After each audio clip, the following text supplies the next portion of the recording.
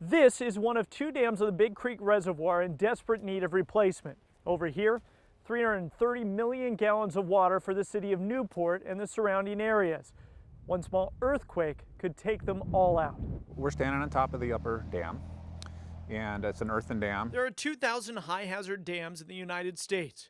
Tim Gross is in charge of one of them at the Big Creek Reservoir in Newport. Let's shoot through the grass so we're not walking through the mud. Gross is the director of public works and a city engineer for one of the Oregon coast's biggest cities. About half of our water goes to the commercial fishing fleet. The Big Creek Reservoir supplies water to the city's 10,000 full-timers and the tens of thousands that visit Newport every day.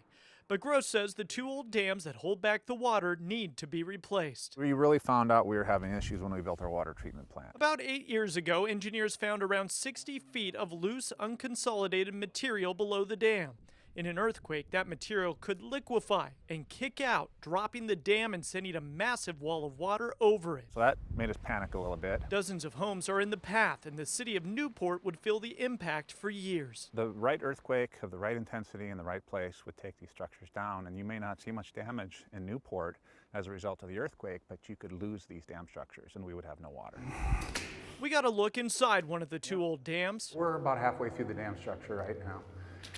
In the under drain. It was full of cave-dwelling creepy crawlies. These are my giant crickets. But even more disturbing are the obvious signs of aging. This is what I'm talking about. There's holes in the side here. You can see all of this. This is actually probably iron and manganese. Evidence of erosion. Water eating the dam away. So when the water elevation's up another, 12 feet, that thing will be shooting out of the sidewall about that far. Gross says they can't fix the holes, they can only monitor them. So we've been marking these with numbers, and we track how much water is coming out of any of the seepage points. Gross just returned from Washington, D.C., lobbying for funding for the project. The first dam here cost just $40,000 to be built in 1951. Now, Gross needs $65 to $80 million for his new dam. It's a project that will take 8 to 10 years to complete.